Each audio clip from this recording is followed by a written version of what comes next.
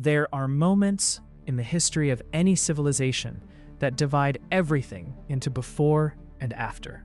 Not wars, not elections, not the slow accumulation of progress that builds empires brick by brick over generations, but single moments, single days, single discoveries that reach into the foundations of everything you thought you understood and rearrange them permanently. The Yv'Zorak regime had already lived through several such moments. The hyperdrive, the first contact, the year of wonders. But nothing in the 38 years since the first ship left the home system had prepared them for what was waiting in the Larianese influx system. And before they found it, the galaxy had a few other lessons to teach them first. October 2238. On Horsham 4, the primitive world the regime had been observing for over 2 decades, the world they had watched starve and recover and slowly, painfully develop, something new was happening. Not a famine this time, not a natural disaster, something more complicated, something more human, a revolution. The underclass of Horsham 4 had been building toward this for years, though the regime's observers had not fully recognized what they were seeing until it was already underway. The social pressures, the economic inequalities, the accumulated resentments of generations, all of it had finally reached a breaking point. The oppressed masses rose against their rulers. Cities burned, old institutions collapsed.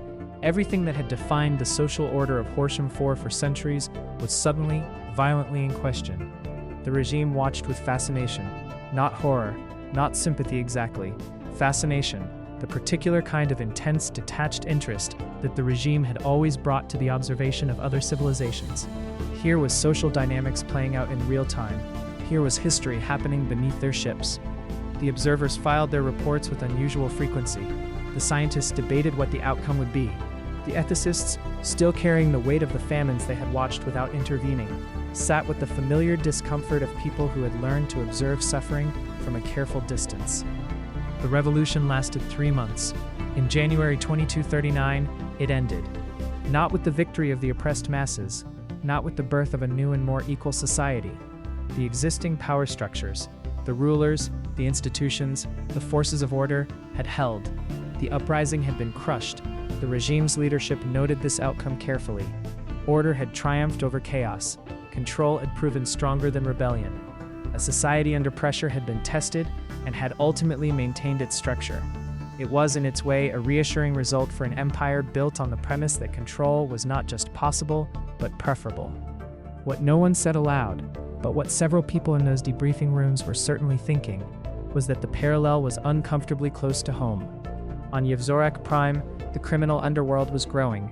The perfect society was developing its own underclass, its own shadow economy, its own pressure that had been building for years. The lesson of Horsham 4 could be read 2 ways. Control can hold, or eventually it breaks. On April 30th, 2239, Matriarch Korkora Gandab addressed her people. It had been years since she had spoken publicly in this way, not the routine announcements and policy statements that any leader produces, but a genuine address. A moment of direct communication between the woman at the center of everything and the millions of citizens whose lives were shaped by her decisions. She spoke of achievement, of the hyperdrive and the colonies and the contacts and the knowledge gathered from decades of exploration. She spoke of the Rick state and the diplomatic connections that were slowly weaving the regime into the larger fabric of galactic civilization. She spoke of the future, more expansion, more discovery, more of the careful, controlled progress that had always defined the Yv'Zorak approach. She spoke of unity, of the strength that comes from a society that moves together, that thinks together, that pursues its goals with the focused efficiency of an organism, rather than the chaotic noise of individuals pulling in different directions. It was, by any measure, a powerful speech, the kind that reminds people why they believe in something, or convinces them to believe in it again if their faith had begun to waver. The citizens listened. The regime's media carried every word to every corner of the empire. And in the shadows of Yv'Zorak Prime, the cartels continued their business, largely undisturbed. The universe, as if unwilling to let the regime focus entirely on its internal complications, continued producing discoveries that demanded attention. Also in 2239, the primitive inhabitants of the Merak system, one of the worlds under long-term observation, reached the Bronze Age. A small milestone in the grand sweep of civilizational development, but one the regime's observers noted with the particular satisfaction of scientists watching an experiment progress exactly as their models predicted. Life was developing, slowly, organically, on its own terms, exactly as it was supposed to. The contrast with what was happening on Yv'Zorak Prime was not lost on the more thoughtful observers.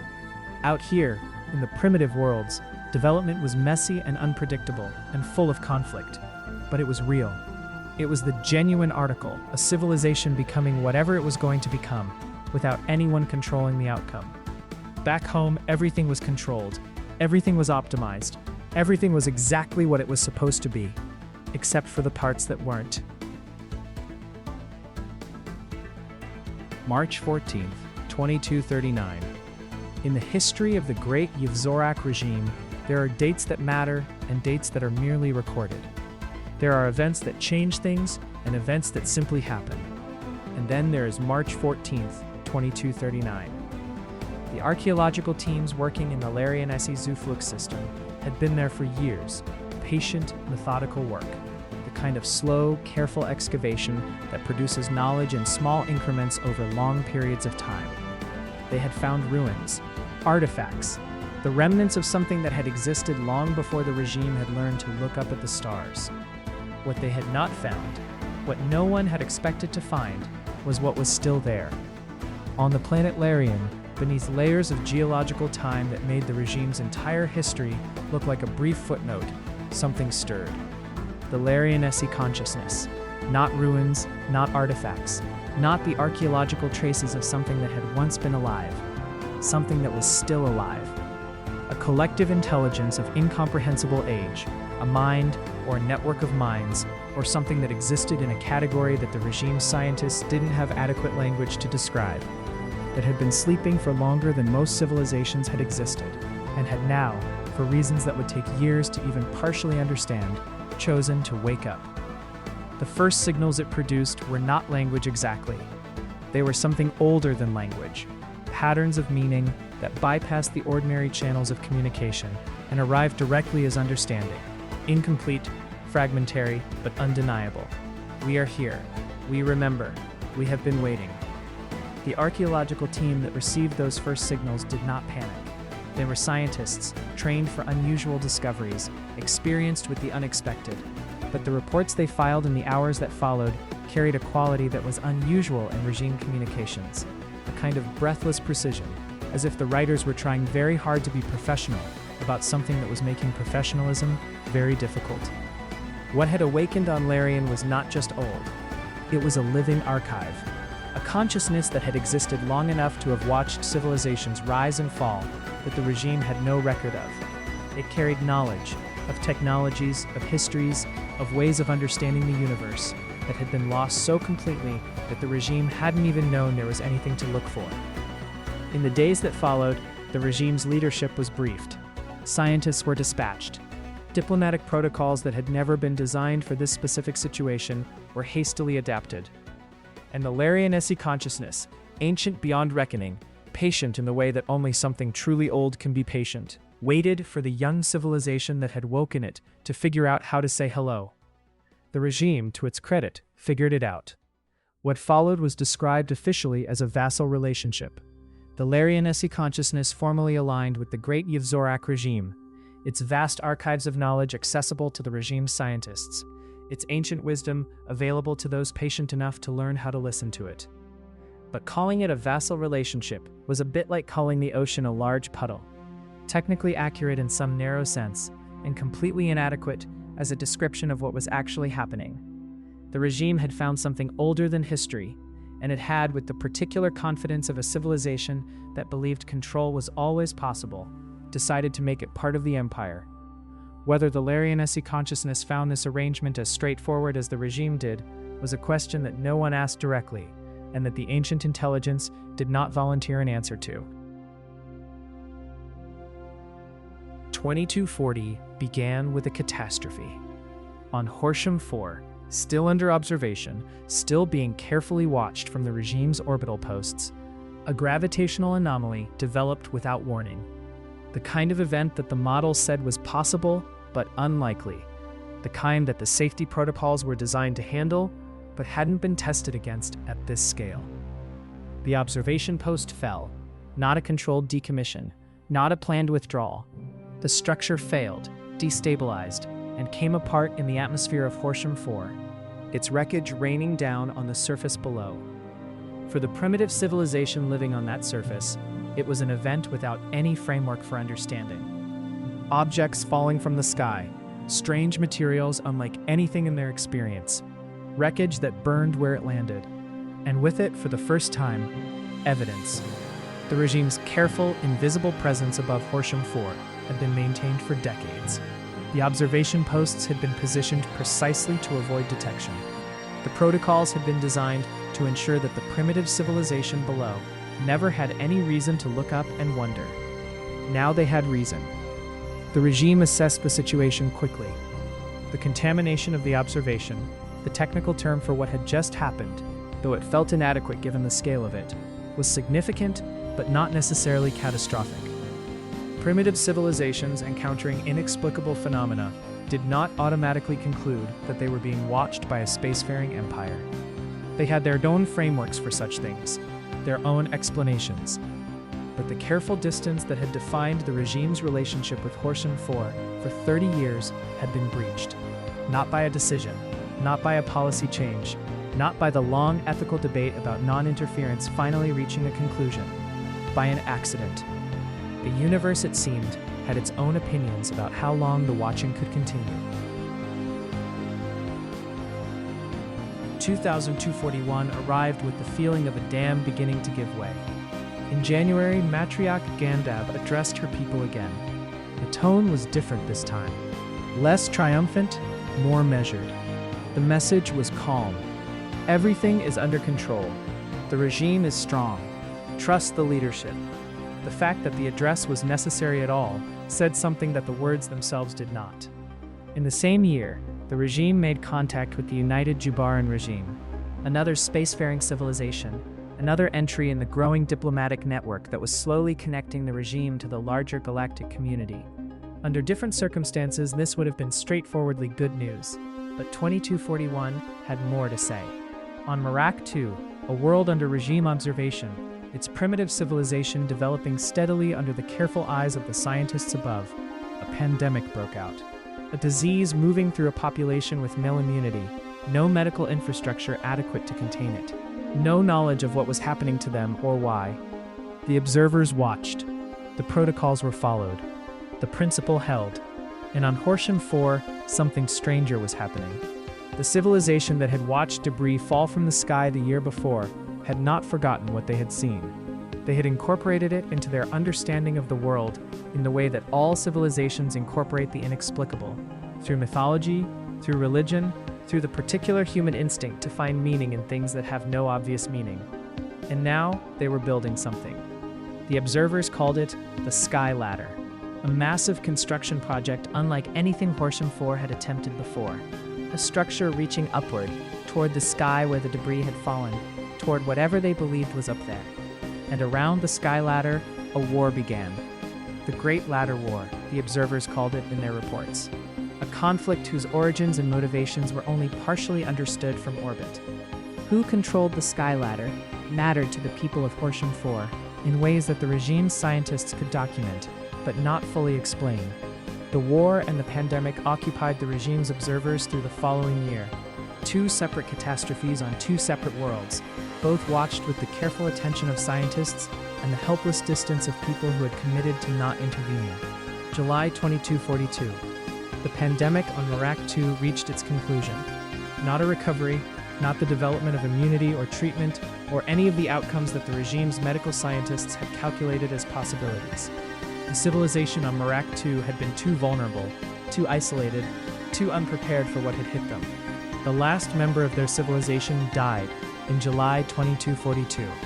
An entire people, an entire history, customs, beliefs, relationships, knowledge accumulated over thousands of years of living all of it gone. Ended not by war, not by their own choices, not by any of the dramatic catastrophes that civilizations sometimes bring upon themselves. By a disease. While the regime watched from orbit with the technology to help and the principles to justify not helping. The report that reached Yv'Zorak Prime that month was filed with the same clinical precision as every other report. Observation period concluded. Subject civilization no longer extant. Recommend reassignment of observation resources. The scientists who wrote that report had spent years watching the civilization of Merak II. They had tracked generations. They had documented births and deaths and wars and discoveries and the slow, uncertain progress of a people trying to understand their world. And now they wrote, no longer extant. In August, the Great Ladder War on Horsham 4 ended. Its outcome and full meaning remained unclear to the observers. Life continued on that world, reaching upward toward a sky that had shown them once that something was up there. In the years that followed, the regime continued its expansion into a galaxy that kept revealing new dimensions of complexity. Contact with the Künstlertrupp Enclave in 2244 added another civilization to the diplomatic network, a culture defined by artistic expression in ways that the regime found simultaneously fascinating and difficult to categorize. In 2245, the Confederation of Norania joined the growing list of known powers. The regime grew, the contacts multiplied, the archive of knowledge expanded. But the ethicists who met regularly to review the regime's observational policies were different people than they had been 10 years earlier. The debates they conducted were different debates. The comfortable certainties that had once made the principle of non-interference feel like wisdom rather than avoidance had been slowly, persistently eroded by years of watching. The civilization on Merak II was gone. That fact sat in every room where the ethicists met. It did not announce itself. It did not demand to be addressed. It simply existed, as facts do, patient and permanent, waiting for the people in those rooms to decide what to do with it. In 2250, the nation-state of Garia was destroyed. Not a primitive civilization this time, but a spacefaring one, caught in the expanding conflicts of a galaxy that was becoming more unstable with each passing year. The regime noted this, added it to the growing collection of evidence that the galaxy was not a stable place, that the powers within it were not uniformly peaceful, that the future held challenges that could not be entirely predicted or controlled. And somewhere in that awareness, a question was beginning to form that the regime's leadership had not yet fully articulated, but could feel approaching. How long could a civilization committed to watching and not intervening maintain that commitment in a galaxy that was increasingly refusing to hold still?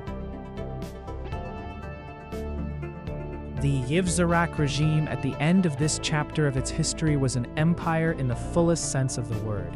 Multiple colonies, an extensive diplomatic network, a relationship with an intelligence older than recorded history.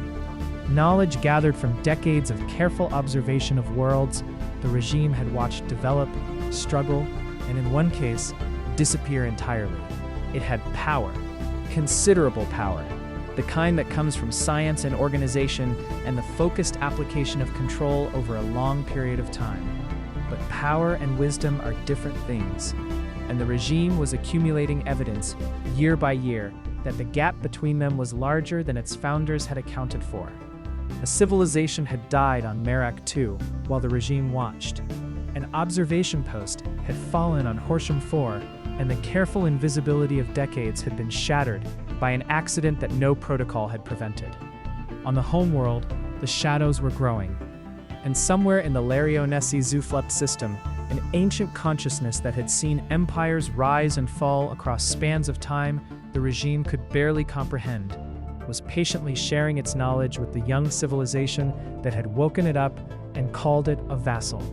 What the Larionesi consciousness thought of all this, of the famines watched from orbit, of the civilization lost to disease, of the perfect society with its growing shadow, it had not said. But it was very, very old, and it had seen this kind of story before. The question was never whether the cracks would grow. The question was always, what would come through them?